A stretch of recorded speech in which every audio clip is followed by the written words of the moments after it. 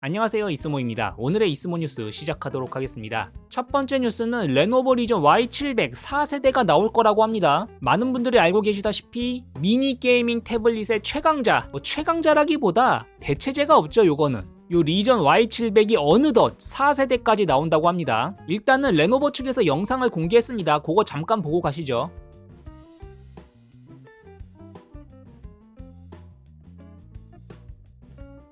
예, 굉장히 짧죠. 여기까지입니다. 요 이후에는 노트북이라든지 이런 거예요. 레노버 2025년 신제품 티징 영상입니다. 여기 보시면 요렇게 주머니에서 꺼내는 영상, 그리고 요렇게 가로로 잡고 게임하는 영상, 요런 게 떴습니다. 유출된 정보에 따르면은 다들 아시다시피 스냅드래곤 8 엘리트 그 칩셋이 탑재될 것 같고 8.8인치 스크린은 동일하고 해상도가 올라갈 것 같아요. 3K라고 합니다. 그리고 주사율은 165Hz, 그리고 7000mAh에서 8000mAh 사이에 배터리를 탑재할 거라고 합니다. 출시일은 5월 중이라고 해요. 보시면은 디자인 자체는 그렇게 변화가 없습니다. 기존 Y700 1세대, 2세대, 3세대 거의 다 비스무리한 디자인이었죠. 요번 4세대도 거의 비슷한 디자인으로 가고 있는 것 같아요. 패밀리 디자인 같이 보이죠. 전작은 해상도가 2.5K였는데 요게 3K로 늘어나면서 해상도가 조금 늘어날 것 같고요. 그리고 칩셋이 전세대는 스냅드래곤 8gen 3였는데 요게 스냅드래곤 8 엘리트가 들어가면서 약간 파워업이 될 것 같고,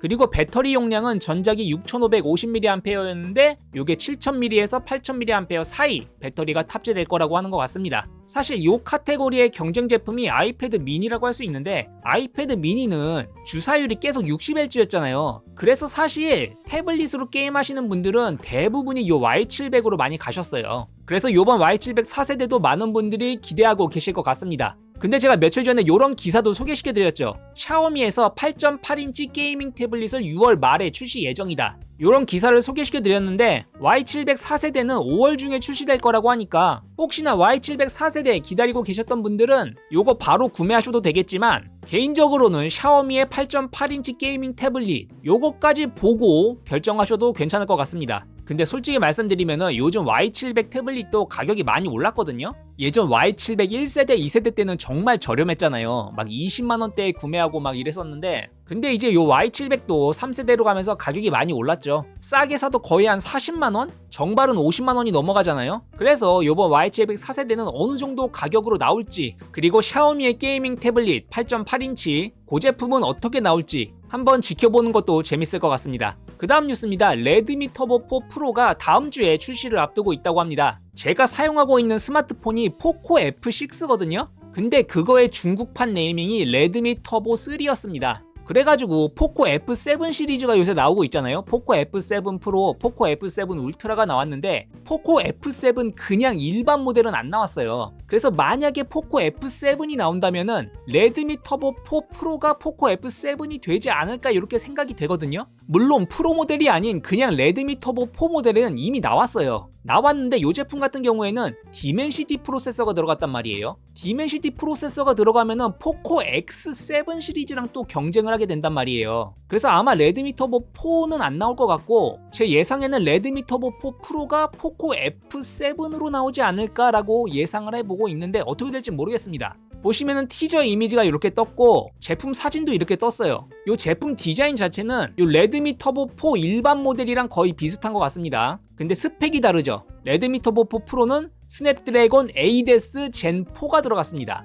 요것 때문에 제가 얘가 포코 F7으로 나오지 않을까 기대하고 있는 거예요. 왜냐면 제가 사용하고 있는 포코 F6가 스냅드래곤 8S 젠 3였죠. 그렇기 때문에 이 레드미 터보 4 프로가 상당히 좀 수상합니다. 배터리는 7550mAh 배터리를 탑재했다고 했고 7000mAh가 넘어가는 걸 보니까 얘도 분명히 실리콘 카본 배터리를 사용하지 않았을까 예상해 봅니다. 카메라는 듀얼 카메라고 50메가픽셀 메인 카메라랑 8메가픽셀 초광각 카메라, 그리고 셀피 촬영을 위한 20메가픽셀 전면 카메라를 탑재했다고 합니다. 살짝 아쉬운 게 무게가 219g이라는 거예요. 요 포코 F6 모델의 장점이 가벼운 무게였거든요. 얘가 179g밖에 안 했습니다. 근데 그거의 후속작이라고 할 수 있는 모델이 219g이면은 살짝 무거운 거 아닌가? 이렇게 생각합니다. 물론 요거는 포코 F6 기준에서 무겁다는 거고, 일반적으로는 요즘 스마트폰이 전부 다 200g을 넘어가긴 합니다. 그걸 보면은 얘는 플라스틱 백이 아니라 뭔가 글래스 백 이런 걸 썼을 거라고 예상을 해봅니다. 가격은 2099위안이 될 거라고 해요. 2099위안은 40만원.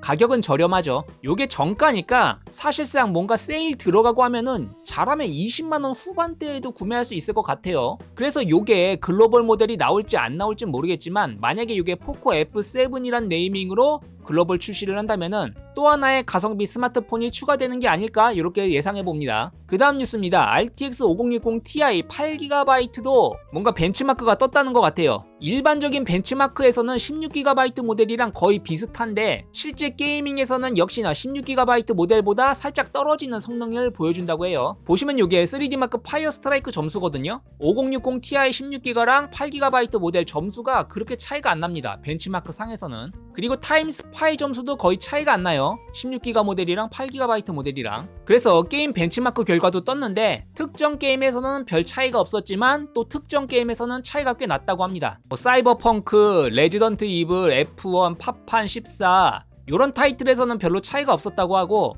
호라이즌 제로던 같은 게임에서는 16GB 모델이 훨씬 성능이 좋게 나왔다고 해요. 이렇게 14가지 게임을 대상으로 테스트를 해본 결과 평균적으로 RTX 4060 Ti 8GB 모델 대비 5060 Ti 8GB 모델은 16%, 16GB 모델은 19% 더 빠른 걸로 나타났다고 해요. 그러니까 성능 차이가 한 3%, 4% 요 정도 나는 것 같아요. 근데 DLSS를 키면은 차이가 좀 난다고 합니다. 8GB랑 16GB 모델이. 보시면은 회색이 DLSS 껐을 때 요 연두색이 DLSS 2배, 요 짙은 초록색이 DLSS 4배인 것 같거든요. 근데 5060 Ti 8GB는 DLSS를 끄면은 4060 Ti보다도 점수가 안 나오는데? 프레임이 완전 떨어지잖아. 근데 DLSS 2배를 키면은 8GB 모델이랑 16GB 모델이 별로 차이가 안 나고 근데 4배 DLSS를 키면은 조금 차이가 많이 납니다. 그래서 여기 보시면은 사이버펑크 2077에서 5060 Ti 8GB가 4060 Ti 8GB보다도 성능이 떨어졌다.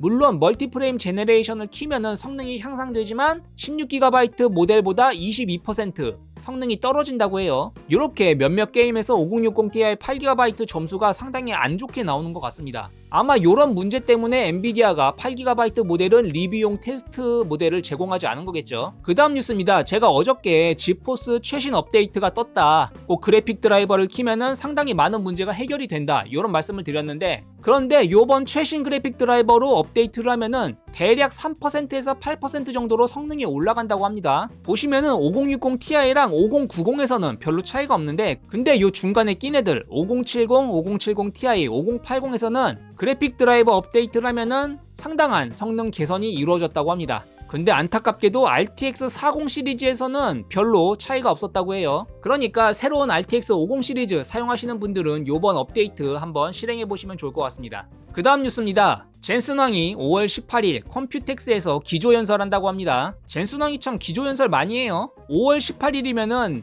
대략 한 달 후죠. 그때 또 AI 관련된 발표를 할 거라고 합니다. 그럼 우리 리사수는 뭐하고 있냐? 리사수 박사는 그로부터 한 달 뒤 6월 11일에 어드밴싱 AI 행사에서 뭔가 발표를 할 거라고 해요. 이 두 가지 이벤트에서도 어떤 이야기를 할지 한번 기대해보면 좋을 것 같습니다. 예, 오늘의 이스모니스 여기까지였습니다. 어느덧 벌써 토요일이네요. 오늘은 비가 올 거라는 이야기가 있어서 저는 좀 집에서 푹 쉬어야 될 것 같습니다. 이번 영상은 여기까지였고요. 도움이 되셨으면 유튜브 구독, 좋아요 눌러주시면 감사하겠습니다.